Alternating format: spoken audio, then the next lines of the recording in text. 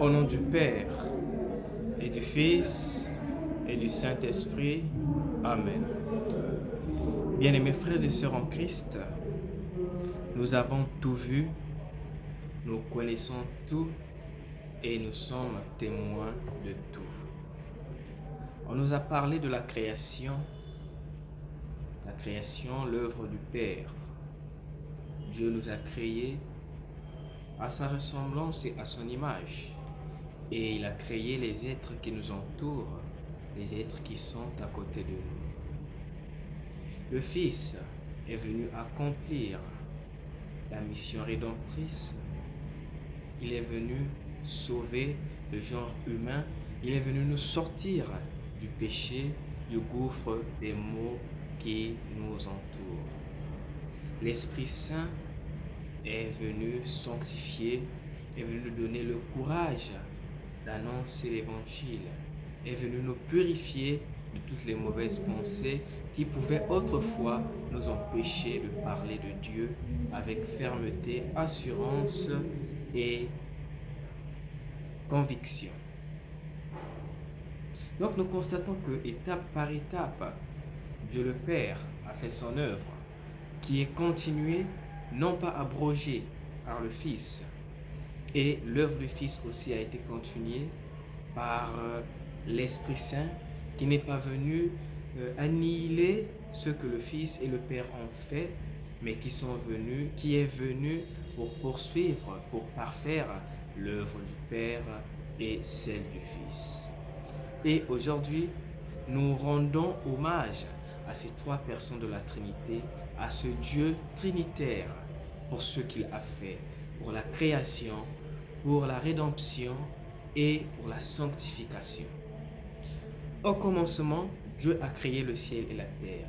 En créant le ciel et la terre et tout ce qu'il renferme, il a été avec le Fils et l'Esprit Saint. Lorsque Jésus est venu sauver le genre humain, est venu sortir le genre humain de sa condition de péché, il était avec le Père et l'Esprit Saint. Et lorsque l'Esprit Saint est venu sanctifier les apôtres, est venu sanctifier les hommes, donner aux hommes la force, le courage d'annoncer la bonne nouvelle du salut, il était également avec le Père et le Fils. Donc quand nous voyons une entité de la Trinité, c'est la Trinité que nous voyons. Quand nous voyons le Père, nous voyons le Fils, nous avons vu également l'Esprit Saint. Quand nous voyons le Fils, nous avons vu le Père et l'Esprit Saint. Et quand nous voyons l'Esprit Saint, nous avons également vu le Père et le Fils. Voilà pourquoi cette fête que nous célébrons aujourd'hui est dite fête de l'unité indivisible de Dieu. Trois personnes, trois entités en une seule personne, en un seul Dieu. Cela n'est pas du polythéisme. Cela n'est pas du polythéisme, c'est un monothéisme. Parce que c'est un Dieu qui a la capacité de se décliner, un Dieu mais qui a une pluridimension, qui a différentes missions. Telle est la fête de la Sainte Trinité que nous célébrons. Voilà pourquoi, lors de nos célébrations eucharistiques, nous invoquons la présence non pas de Jésus, non pas de Dieu le Père, non pas de l'Esprit Saint seulement, mais des trois personnes en faisant le signe de croix au nom du Père et du Fils et du Saint-Esprit. Et cela revient aujourd'hui dans l'évangile que nous venons d'écouter. Nous venons de le voir aujourd'hui dans l'évangile de Matthieu 28, 16 à 20. Jésus dit à ses apôtres, « Allez dans toutes les nations, je vous envoie et baptisez les personnes au nom du Père et du Fils et du Saint-Esprit. » Voyez-vous, au nom du Père et du Fils et du Saint-Esprit, revient encore. Jésus ne dit pas baptisez-les au nom du Père, baptisez-les au nom de l'Esprit Saint, baptisez-les en mon nom, mais il dit baptisez-les au nom du Père, au nom du Fils et du Saint-Esprit, parce qu'en Jésus, en Dieu, en l'Esprit Saint, il y a en même temps les trois personnes de la Trinité. Comment pouvons-nous l'expliquer? Voyez-vous, quand nous prenons une bouteille d'eau, et à cette bouteille d'eau, quand on ajoute de l'huile, comme ça devient un mélange homogène. Et ce mélange homogène est indivisible. On ne peut plus séparer l'huile de l'eau. On peut bien voir, on voit l'huile, on remarque l'huile, on remarque de l'eau, mais on ne peut pas les séparer. La remarque que nous faisons de l'huile et de l'eau, c'est la différence des missions. Le Père a sa mission, le Fils a sa mission et l'Esprit Saint également a sa mission. Voyez-vous, là, tout est confondu. On ne sait plus où est l'eau, on ne sait plus où est l'huile. C'est comme ça la relation entre Père et Fils et Esprit Saint.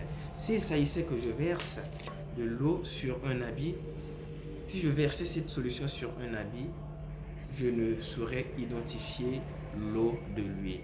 Mais je saurais quand même, je sais pourtant qu'il y a de l'eau et de l'huile ici. Là. Donc c'est un peu ça l'exemple de la Trinité. Un seul Dieu avec une pluralité de missions. La Sainte Trinité, nous sommes co-trinitaires. Nous devons poursuivre et achever l'œuvre du Père, l'œuvre de la Sainte Trinité. En quoi faisant? En nous aimant, en mettant dans notre milieu, dans nos églises, l'unité, en faisant tout ce qui est bien. Car sans l'unité, sans l'amour, nous ne serons communiés à la Trinité, à la fête de la Trinité. Et prenons aussi cette générosité de Jésus qui envoie ses disciples, qui envoie ses frères d'aller annoncer l'évangile et de baptiser les gens au nom du Père et du Fils et du Saint-Esprit. Ne faisons pas les choses en notre propre nom, mais sachant qu'autour de nous, il y a des frères et des sœurs qui ont aussi envie de bien-être, qui ont envie de bien vivre.